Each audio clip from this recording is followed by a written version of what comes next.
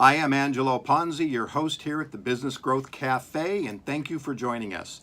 Each week we select from a menu of topics that could impact business growth to discuss with experts from a wide variety of disciplines. And today at the cafe, I'm excited to be talking to you directly. I will be your guest today, and we are going to talk about branding in your brand, and more importantly, about the health of your brand. So hopefully you'll stick with me over the next 25 minutes, and hopefully we'll give you a few tips and tricks that you can use about determining if you have a healthy brand. So that is my question of the day. How healthy is your brand? Now, when you think about looking at your brand and about brand and business growth, if you will, and going down that road, there's so many different things that can impact growth. There's so many different things that can impact your brand, right? There's a lot of off-ramps that you might be able to take. Some might be about marketing, some might be about sales, some about employees, operations, finances, for example. These tend to be a little more internally things that are going on. But we also have to look outside. I call this market dynamics. I look at what can influence, internally or externally, the growth of your business, and in turn, the health of your brand. So externally, we need to look at the competition, technology. If you're not thinking about AI right now, depending on your business, you might be setting yourself up to have your brand become a little unhealthy as you move forward in your business growth plans. Looking at the economy and politics. Last week I was having a conversation with somebody and interest rates went up. That had an impact on their ability to borrow money, right? Ability to pay their debts and things like that. So you really, if you're thinking about the health of your brand and thinking about brand growth, you need to take into consideration all these different aspects that can have an influence on your brand. So really though, if you think you're about creating what I'll call a brand health shake, if you will, right? All that good stuff that we go to Jamba Juice for and places like that, right? We want all that healthy stuff in there. We want to have great sales. We want to have profitable sales. We want to see our business growing. Not rapidly, but a nice steady pace, because sometimes rapid growth, you grow too fast, creates other issues and problems that can impact your brand. Talking about operations, working on a plan right now for a client, and one of the things we're looking at is year-over-year growth. But we're also looking at operations as well, right? Do we have the capacity? Can we have the wherewithal, if you will, to deliver on those sales when it comes to an operational and a capacity standpoint? And also ultimately about your customers and how healthy your customers are and what kind of relationship you have with them. So many times I find that sales organizations tend to sell to the customer, but they don't really nurture that customer and spend a lot of time with them to really build a relationship. And we'll talk a little bit more about that later in the show. And ultimately, you're after awareness, right? Ultimately, if they don't know who you are, right, you're not going to be considered. So you're not going to go from awareness to interest to consideration to trial and hopefully to a sale. So awareness becomes extremely important when it comes to thinking about branding. In fact, a healthy brand will have a significant impact on your awareness, and in turn, what I believe is on your bottom line as well, right? Because again, you want to get your product and services in demand. A healthy brand also affects your ability to sell, to attract and to hire new employees as well. So if you really want to continue to grow, that awareness, that healthy brand that you need to have has so many aspects and so many influences on everything you do as you move your business forward. Now, we think about all of this, and ultimately I like to say what I want to happen is I want your customers to fall in love with your brand, right? Because if they love your brand, that creates more opportunities for growth. There's that old saying, I think it was a shampoo commercial many years ago, probably dating myself, but it was like, I'll tell a friend, you'll tell two friends, she'll tell three friends, four friends, and so on and so forth, right? Word of mouth is so powerful, and ultimately, if we could get word of mouth about our company and about our brands, that would really create a lot of opportunities for growth. In this day, with technology, however, the opposite can happen when it comes to social media. You give a customer a bad experience, and they will tell 1,000 friends or 1,000 people they don't even know. So it's really important as we think about the health of your brand, all these different aspects. I call them touch points. Any touch point you have with a customer or the marketplace in general, you need to deliver on your brand promise, because it's so easy to get sidetracked and so easy to get one person upset that can start that old adage, bad apple in the apple cart or whatever it happens to be can spoil everything. So again, every day you're going through, how can I keep my brand healthy? So let's talk about branding a little bit, right? So we all have different definitions to brands. Now, for me, a brand really needs to have something that's ownable, leverageable, and sustainable. Now, what I mean by ownable is something that we have and no one else has in their brand, right? Something that they can't easily duplicate or imitate. That gives us leverage, over the competition, gives us a competitive advantage when we're talking to potential customers, right? Because we own it. And sustainable, is it what you have sustainable over time, or eventually is it something easily to knock off? This is where I start to look at innovation departments and how can we stay innovative and stay ahead of the curve, if you will. Years ago, I was heavily involved in the action sports industry, and one of the things I was doing is I did a lot of public speaking, and I remember this one particular situation. I was presenting to a group, and we were talking about this very subject, and a young lady raises her hand and says, I can't remember the product, but I'll say shoes for conversation. She goes, I have 17 different colors of shoes. That is my point of differentiation. I believe that's something I own and can really leverage in the marketplace. Before I could even open my mouth, somebody in the other side of the room raises their hand and says, well, you know what? I've actually got 18 different colors, right? And my point to her was something like a color, unless it's something you created and own the patent to and no one else can copy, is not something that's ownable, leverageable, sustainable, right? A lot of times we look at performance, we look at technology, we look at process, things that give us that point of differentiation. Why? Ultimately, it helps you defend against the competition. Again, to give you that point and that distinct advantage. So what is a brand? For me, I use this definition. It's the one I always talk about. A brand is a set of expectations and memories and stories and relationships, both tangible and intangible, that taken together account for that rational side of your brand, your products, the touchy-feely, the stuff you can smell and taste, versus the emotional side. And it's really that emotional side that gives you a strong competitive advantage, because you have a strong emotional bond with your customers. It becomes much more difficult for a competitor to walk through the door and just knock you out, maybe because of price, right? Because price becomes rational. Now, price is important, don't get me wrong, but you have to give them that emotional connection. Because ultimately, I say, why did they hire you in the first place, for example, or why are they really thinking about hiring you? If everything is equal, everything is the same, then price becomes a distinct advantage, but then I say you're a commodity. But if you're not, then you have something of value. That is why you're hired the first time. This is what I believe. When I used to have an advertising agency, we'd always look at the value that we could bring. Price almost became insignificant. We could always talk around price, but we needed a value, some kind of emotional hook, if you will, to why they wanted to hire us. What's the value they thought that our services can bring, or whether it's manufacturing or anything else. What is that emotional connection, right? I use Tide laundry detergent. Yes, I admit it, I use Tide. Why? Because my mother did. And I bet everybody who's listening today has some kind of an emotional connection from something from your childhood, whether it's right, wrong, or indifferent. It's very difficult for a different competitive laundry detergent to get me to change my mind.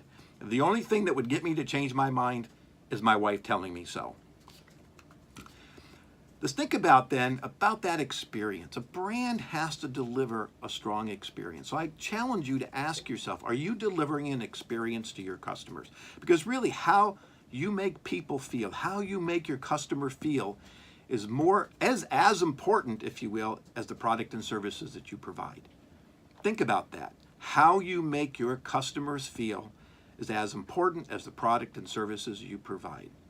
I use a technique called laddering, and I always look at kind of the technical aspects, if you will. Let's talk technology. You know, what's the functionality? What is this thing supposed to do? And then we layer it up, right? We ladder it up from the physical benefits, if you will, to the emotional benefits. Why is the IT guy going to hire us or hire our product? What is that emotional connection he has with it? Maybe ultimately he's a hero, right? He found a technology to save the day, save the company a lot of money. Maybe he got a raise. So again, you're always looking for that connection emotionally and about the experience. Experiential marketing, you've probably heard a lot about that. And And it is about that, right? We talk about customer service. Customer service isn't experiential. Trust me, if their customer service is your main contact with your customers, you're in trouble, because they're calling because you're being reactive, because there is a problem. I worked with a company about a year ago, and they asked me to interview some of their customers, which I did. And it was very educational. We were really looking for a hook. What could we use going forward as that point of differentiation? And what we found is they loved the customer service people. When they had an issue or problem, they were right on the ball. They were right there. And that was the experience they had with the organization. The other thing I heard is I was the first person to actually, from not customer service, to talk to them in over a year. So what kind of experience did they have? Not such a good one.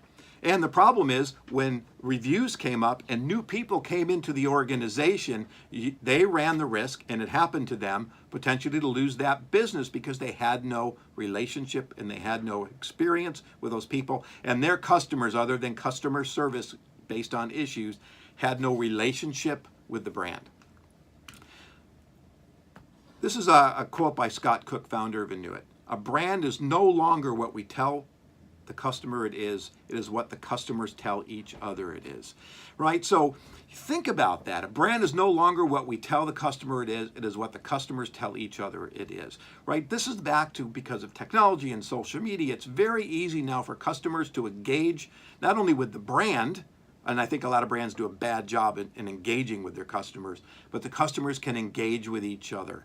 So it's really important to make sure, if our customers are telling other customers what the brand is about and telling us what the brand is about, that we need to make sure we're constantly staying in touch so we understand, right? Keeping a pulse on your brand, on the marketplace, keeping a pulse on the health of your brand.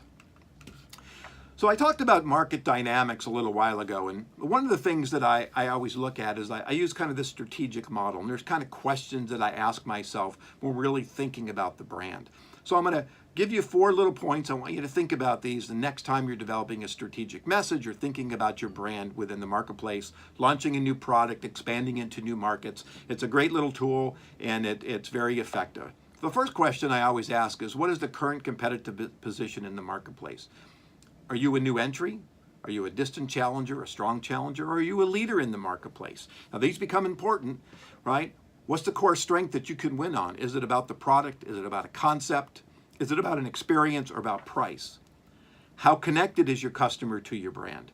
Now, if you're a new entry and maybe you're coming out on price or you got something unique, but they don't know who you are, that is a different dynamic, if you will, within the market that you're going to compete on than if you're a leader, you have a strong product, a great experience, you're not competing on price, and they're extremely connected to you. If you think about just what I said, depending on the combination of these attributes, your brand takes on a different role, not only in the marketplace that you're in, but the ones that you might want to expand. So if you're a leader, you're constantly making sure that you're delivering that leadership message, that your brand is healthy, things are going on. If you're a new entry, you're really looking for a place that you can kind of slice off, or a way to get into the marketplace to help differentiate yourself. And then ultimately, the fourth point is, what is your current business situation? Are you a startup? Are you growing? Are you stagnant? Are you declining? All these different factors really come into play when you start thinking about the health of your brand. So I ask you again, do you have a healthy brand, right? I look at things, I call it the 4 pi, right? So the first P is, what's my purpose, right? What's your why? What about positioning? If you think about positioning, I'll give this to you really quick. Really just map out your customer needs against what you do best and what your competitors do best. And you look for that slice, if you will, within that model of where you can win, and where your customers want and need and what you do best is not overlapped with what your competitors are doing. Then if you look at the rest of the P's, promise. What does your brand promise? If you tell someone your brand promise is, I'm going to return a call in 24 hours, and you don't call them back, well, then you just broke your promise and you've got a lot of other issues. What's your personality of your brand? In many founding companies, in small to medium-sized companies, the personality of the brand is based on the founders. And then, of course, the I in the 4 pi is identity. What is your identity? So I've got 10 questions, critical questions that I'd like to give to you today. to really think, and I want you to ask yourself. Question number one, do you know which customers are most valuable in terms of potential revenue and profitability? Now, all these really focus around how healthy is your brand if you can answer these questions. If you can answer yes to all of these questions, you're in good shape. If you can't, then you need to start rethinking things, right? So if it's a yes, a no, or hey, I'm not sure, then we need to have a conversation. So do you know which customers are most valuable in terms of potential revenue and profitability?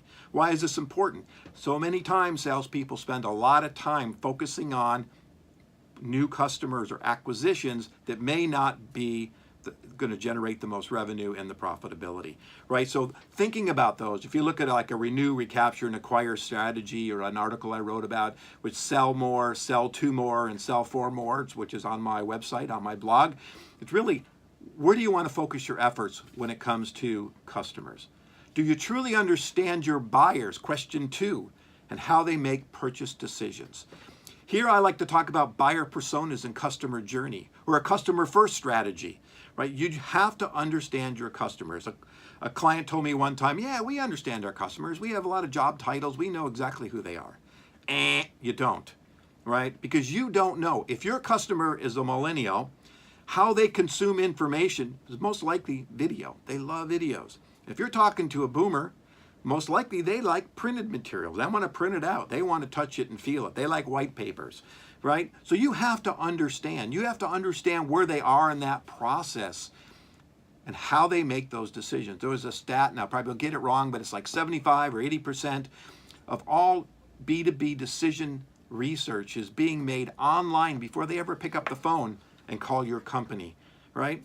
So you need to think about how they make those purchases. Question number three, is your brand message differentiated and inspiring versus being based on what you do and who you are, right? You don't want to just tell them what you are. That gets very rational. Hey, we're great, we're wonderful, you want to hire us. Yeah, what you really want to talk about is what your product or service is going to do for your customer's customer, or for them, right? Because they're going to probably sell to somebody else. So you want to make sure you're really understanding that value that your brand brings to them.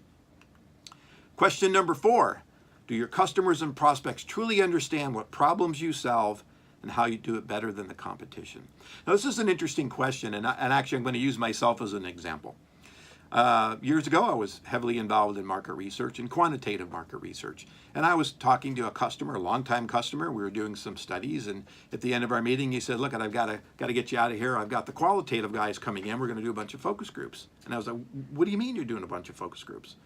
He said, well, you're quant and they're qual. I said, no, I do everything. I'm a market researcher. And his answer was, I didn't know, you never told me.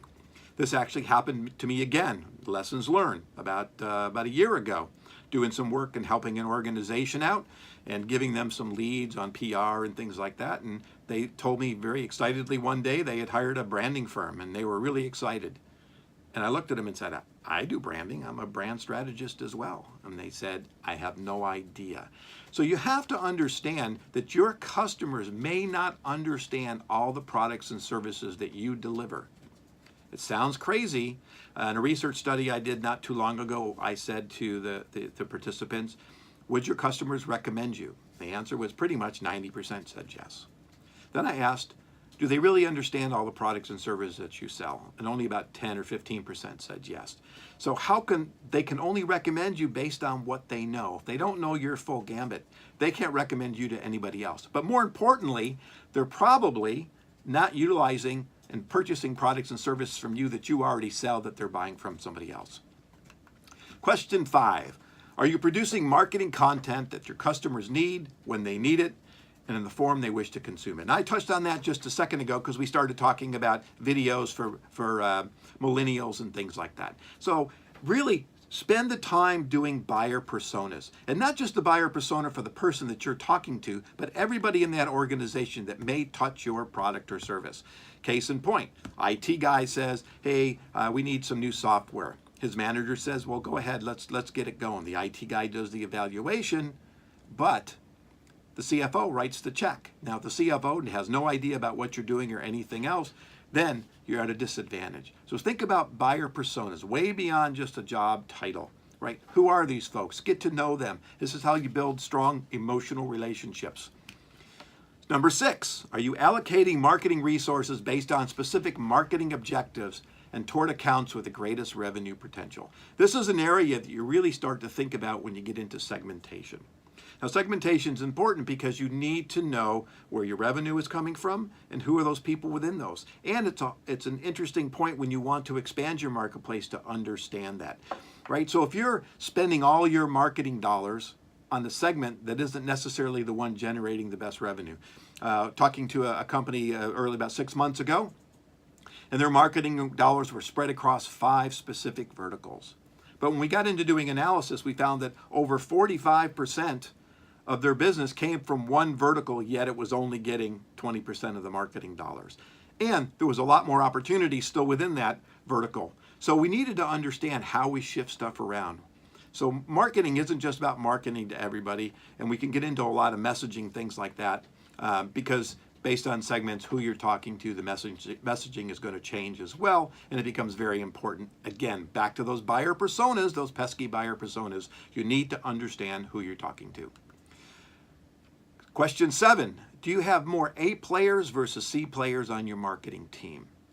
Now, if you've read Jim Collins' Good to Great, we start talking about the right people on the bus. And that is the goal. Do we have the right people on the bus to help you achieve your sales and marketing goals and your business goals?